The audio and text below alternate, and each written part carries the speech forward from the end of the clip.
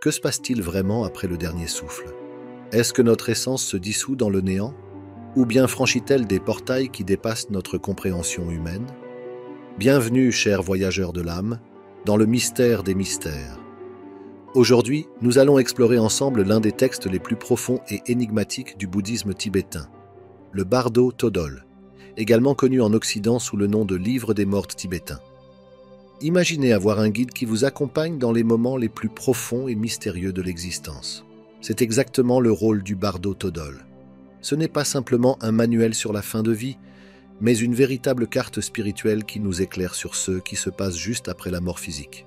Préparez-vous, car nous allons franchir ce portail ensemble, déchiffrer ces messages et peut-être mieux comprendre ce que signifie exister. Êtes-vous au courant que notre réalité est gouvernée par des principes anciens et profonds? Le livre Le Kybalion révèle des secrets hermétiques en expliquant le fonctionnement de l'univers. Cliquez sur le lien dans la description ci-dessous pour obtenir gratuitement votre exemplaire du Kybalion. Le monde dans lequel nous vivons n'est que la réalité par défaut. Il en existe de bien plus puissantes. Cliquez sur le lien dans la description ci-dessous pour rejoindre gratuitement le portail et sauter dans une nouvelle réalité. Le Bardo Thodol a été créé par Padmasambhava, une figure à la fois légendaire et mythique du bouddhisme tibétain. Né en Inde, il est reconnu comme celui qui a introduit le bouddhisme au Tibet au 8e siècle. La tradition tibétaine le vénère sous le nom de Guru Rinpoché, signifiant « maître précieux ». Mais Padmasambhava était bien plus qu'un simple moine. C'était un maître spirituel profond, un yogi qui maîtrisait des techniques mystiques et des enseignements ésotériques. Le Bardo Thodol est né de son désir de guider non seulement les vivants, mais aussi les morts, en leur offrant un chemin vers la libération, même après le dernier souffle. Dès son jeune âge, Padmasambhava a démontré des capacités mystiques extraordinaires, étant reconnu comme un Mahasiddha, une personne ayant atteint un niveau élevé de réalisation spirituelle, développant des pouvoirs spirituels considérés comme miraculeux. Invité au Tibet par le roi Trisong Detsen, qui cherchait à développer le bouddhisme et à renforcer spirituellement le pays en unifiant son peuple sous une croyance unique, Padmasambhava a trouvé un Tibet alors marqué par des pratiques chamaniques intenses et des croyances animistes, profondément enracinées dans la religion Bon, la spiritualité indigène tibétaine. Cette diversité spirituelle, parfois chaotique, posait un véritable défi à la diffusion du bouddhisme. À son arrivée, Padmasambhava a dû affronter la résistance de diverses forces culturelles et spirituelles. Les divinités locales et les esprits issus des traditions Bon s'opposaient à l'essor du bouddhisme. Grâce à sa maîtrise de la magie et des rituels tantriques, il a réussi à apprivoiser ses esprits. Cette intégration des divinités et des pratiques, Bon dans le bouddhisme tibétain, a été essentielle pour établir une base spirituelle durable. Ainsi, il a fondé le premier monastère bouddhiste du Tibet, le monastère de Samye, et a commencé à enseigner des concepts profonds sur l'esprit, la réalité et le cycle de l'existence, connus sous le nom de samsara. Dans le bouddhisme tibétain, la mort n'est pas vue comme une fin définitive, mais plutôt comme un état transitoire, un moment d'ouverture vers la possibilité de la libération spirituelle. Padmasambhava a compris qu'au moment de la mort, l'esprit entre dans un état particulier où, libéré des distractions du corps physique, il devient plus réceptif à la vérité ultime. Cette période est une occasion unique de libération, mais il savait que la plupart des gens, au moment de leur mort, se perdent dans des illusions et des peurs qui les empêchent d'accéder à cette possibilité. Sa mission, créer un guide que ceux qui accompagnent les mourants pourraient réciter ou que l'on pourrait étudier de son vivant afin de préparer l'esprit au bardos, ces états de transition après la mort. Il souhaitait soulager la souffrance et ouvrir les portes de l'illumination, même lorsque tout semble incertain et en dissolution. Cette compassion est au cœur du Bardo Thodol. Conscient que beaucoup ne trouveraient pas l'illumination durant leur vie, il voyait dans la mort une dernière chance. Il a ainsi offert des instructions pour que les pratiquants reconnaissent la lumière claire, la pure manifestation de l'esprit au moment de leur décès. Le Bardo Thodol nous guide à travers 3 états principaux, ou bardos, que chaque âme traverse. Premièrement, le Chik Bardo, c'est le moment de la mort. Dans ce stade, l'âme ressent le passage de la vie à la mort, un instant de transition où le corps physique se dissout et où la conscience se libère de ses contraintes matérielles. Après cette dissolution, l'âme se retrouve face à la lumière claire primordiale, décrite comme une lumière éblouissante, pure et immense. Cette claire lumière représente la nature absolue de l'esprit. un état de conscience pur et inconditionnel, sans dualité, peur ni attachement. Pour le pratiquant spirituel, le Chik Bardo offre la possibilité d'une libération finale. Si l'âme reconnaît cette claire lumière comme faisant partie de son essence, elle atteint le nirvana instantanément, sans avoir besoin de passer par les autres bardos. Cette reconnaissance est une expérience directe de la vérité, où l'esprit se voit sans filtre ni distorsion, dissolvant ainsi tous les conditionnements, le karma et les identités. Cependant, pour ceux qui ne sont pas préparés, l'intensité de cette claire lumière peut être terrifiante. L'esprit, au lieu de reconnaître sa véritable nature, peut la percevoir comme une menace, alimentée par la peur ou l'attachement à ceux qui est familier. Dans ce cas, l'âme se replie, perdant toute chance de libération et entrant dans les étapes suivantes des bardos, confrontée à des visions de plus en plus déformées et restrictives, dictées par ses tendances karmiques. Deuxièmement, le Chit Bardo, c'est le bardo des visions.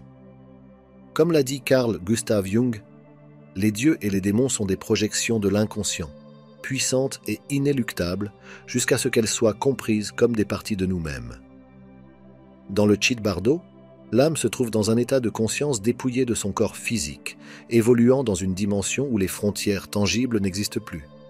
Elle fait alors l'expérience de projection de son propre esprit, des visions angéliques ou terrifiantes. Ce bardo révèle l'essence de l'esprit, où tout ce qui a été réprimé, désiré ou craint émerge intensément. Les visions du Chit Bardo reflètent directement les états émotionnels et karmiques accumulés par l'âme au fil des vies, se manifestant sous deux formes, les visions paisibles et les visions courroucées. Tout d'abord, les visions pacifiques. Au début, l'âme est accueillie par des visions de divinités pacifiques, représentant des aspects éclairés et bienveillants de la conscience.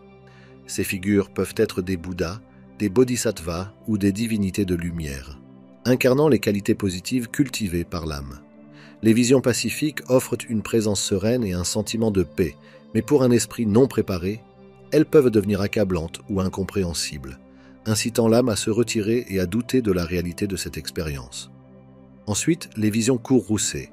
Si l'âme ne reconnaît pas la nature paisible des visions initiales, elle est progressivement confrontée à des visions plus intenses, appelées déités courroucées. Ces figures incarnent la colère, la peur et les désirs refoulés, prenant des formes monstrueuses et inquiétantes. Il est crucial de comprendre que ces déités ne sont pas des entités externes ou malveillantes, mais des expressions de l'esprit lui-même, reflétant les passions et les attachements qui lient encore l'âme au cycle de la souffrance. Le Chit Bardo est un état où l'esprit est libéré des contraintes physiques, un état pur de manifestation psychique où tout est amplifié. Les visions ressemblent à des rêves, mais avec une clarté et une vivacité saisissantes, car l'esprit libéré du corps expérimente ses énergies internes sans filtre. Tout ce qui a été réprimé et accumulé émerge avec une intensité presque tangible. Ces visions sont des opportunités d'apprentissage et d'illumination, chaque vision représentant un aspect du moi à intégrer ou transcender. Ceux qui maintiennent une pleine conscience durant ce bardo reconnaissent que toutes ces visions, qu'elles soient bonnes ou mauvaises, paisibles ou courroucées, sont de simples créations de l'esprit. Le monde dans lequel nous vivons n'est que la réalité par défaut. Il en existe de bien plus puissantes. Cliquez sur le lien dans la description ci-dessous pour rejoindre gratuitement le portail et sauter dans une nouvelle réalité. La reconnaissance de cette vérité permet à l'âme de dissoudre la peur et d'atteindre la libération. À ce stade, le bardo Todol conseille à l'âme de se concentrer sur la claire lumière, l'essence primordiale de l'esprit, décrite comme un rayonnement vaste et pur. Reconnaître cette claire lumière est la clé de la libération totale, car elle représente la nature innée de tous les êtres. C'est comme le soleil au milieu des nuages des visions, la lumière qui reste inchangée malgré toutes les projections mentales.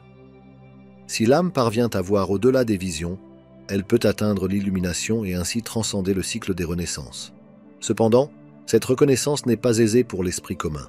Pour la plupart, les visions sont si réelles et remplies de sens personnels qu'il devient difficile de voir au-delà.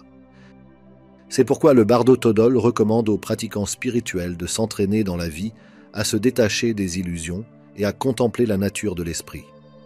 Ainsi, même face aux visions intenses du Chit Bardo, ils pourront maintenir leur attention sur la claire lumière et trouver la paix. La peur et l'attachement sont les plus grands obstacles à la libération. Les visions, par leur intensité, peuvent susciter une peur profonde, en particulier les déités courroucées, représentant des aspects indomptés de la psyché. Cette peur engendre un sentiment de séparation, empêchant l'âme de reconnaître les visions comme des parties d'elle-même. L'âme peut chercher à fuir ces visions ou, par attachement, se fixer sur certaines d'entre elles, notamment les visions pacifiques, la maintenant ainsi liée au cycle du samsara. Troisièmement, le Siddha Bardo, c'est la renaissance. Dans ce dernier bardo, l'âme est confrontée à un moment crucial, le choix de son prochain corps, déterminé par l'énergie accumulée de toutes ses actions, pensées et intentions, ce que nous appelons le karma. C'est comme si tout le voyage précédent avait mené à ce point où ce que nous portons en nous détermine notre prochaine destination. En entrant dans ce bardo, l'âme a déjà expérimenté la dissolution dans le Chik Bardo et a fait face à ses propres projections et illusions dans le Chit Bardo. Elle se trouve maintenant dans un état de densité psychique accrue où le désir de renaissance s'intensifie, alimenté par des peurs et des attachements non surmontés. Ce désir, selon le bouddhisme tibétain, pousse l'âme à chercher un nouveau corps, une nouvelle forme d'existence. Dans le Siddha Bardo, la conscience est influencée par des inclinations karmiques, des marques subtiles laissées par les actions des vies antérieures. Ces marques agissent comme des forces magnétiques, attirant l'âme vers des circonstances et des expériences reflétant son état intérieur. Par exemple, si l'âme ressent une grande peur, cette peur peut la guider vers une renaissance où elle sera confrontée aux mêmes émotions. De même, des désirs intenses et des émotions incontrôlées créent un tourbillon d'énergie, façonnant le type de vie que l'âme rencontrera dans le cycle suivant. Pendant le Siddha Bardo, l'âme fait l'expérience d'une série de visions liées au processus de renaissance. Ces visions incluent souvent des images de couples en union, symbolisant la création d'une nouvelle vie. Ici, l'âme est appelée à choisir un nouveau corps, inconsciemment guidée par des tendances émotionnelles et des impulsions karmiques. Le Bardo Todol suggère qu'en voyant ces images, l'âme doit maintenir un état de détachement et de lucidité. C'est uniquement ainsi qu'elle peut éviter d'être poussée aveuglément vers une renaissance indésirable. Pour ceux capables de maintenir calme et détachement, le Siddha Bardo offre une dernière chance de transcendance. Il reste la possibilité de ne pas renaître, de choisir la voie de la libération. C'est l'objectif du pratiquant spirituel. Reconnaître ses visions comme des manifestations éphémères et vides de son propre esprit, plutôt que de renaître sous l'emprise d'illusions et d'attachements. Tout au long du Siddha Bardo, la conscience ressent une forte attirance pour un nouveau corps. Un processus que le Bardo Todol compare à une tempête psychique. C'est comme si l'envie de continuer à exister devenait irrésistible une fois de plus. Le choix d'un nouveau corps n'est pas conscient. Il se fait par un appel instinctif profond, où les caractéristiques de la nouvelle renaissance sont façonnées par l'état de l'esprit. C'est comme si le nouveau corps reflétait ce que l'esprit de l'âme a besoin d'expérimenter ou de résoudre. Ce processus de choix illustre également la croyance bouddhiste que chaque renaissance est une occasion de croissance spirituelle. Le corps choisi par l'âme correspond le mieux à son développement karmique et spirituel. Cependant, beaucoup ne saisissent pas cette opportunité et finissent par renaître dans des conditions défavorables, perpétuant ainsi la souffrance. Ceux qui peuvent voir au-delà de cette illusion ont la possibilité d'atteindre un état où, au lieu de renaître, ils peuvent se fondre dans la claire lumière, l'essence ultime de l'esprit. Selon le Bardo Todol, la préparation à cette étape finale commence dès la vie. Contempler la nature de nos désirs et de nos peurs nous rend plus conscients des impulsions qui façonnent notre destinée. Les pratiques spirituelles, telles que la méditation et la réflexion sur la mort, renforcent notre capacité de détachement, aidant l'esprit à rester libre des drames qui surgissent dans le Siddha Bardo. Ainsi, le Siddha Bardo nous enseigne une vérité simple mais profonde. La vie et la mort sont intrinsèquement liées, et le cycle des renaissances n'est que l'expression continue de nos propres choix et perceptions. En nous libérant de nos attachements, nous nous libérons du cycle des renaissances et atteignons l'illumination, l'état où il n'y a plus de renaissance, car l'illusion d'une identité fixe a disparu. Le Bardo Todol n'est pas seulement un texte religieux ou un recueil de croyances ésotériques. C'est un outil de connaissance de soi, un miroir pour notre esprit et une carte pour notre destin.